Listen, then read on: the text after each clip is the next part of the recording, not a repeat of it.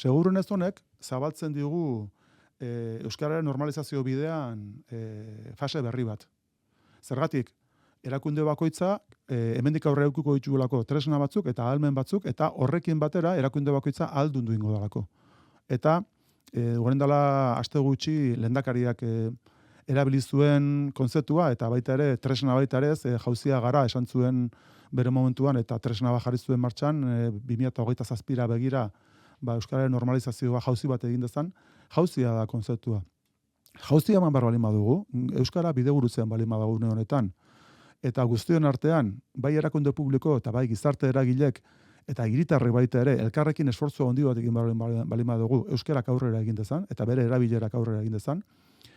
Hor ahalduntze hori funtsezkoa da. Administrazio publikoak bakoitzak bere ardurak hartzea, bere plangintza egitea eta hori txertatzea euskalgintzarekin eta baita ere planifikazio orokorrago batekin.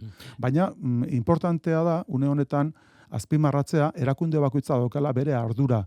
Ardura ez dauka Jaurlaritzaren hizkuntz politikak soilik. Ez? Jaurlaritzako atal guztia daukate ardura.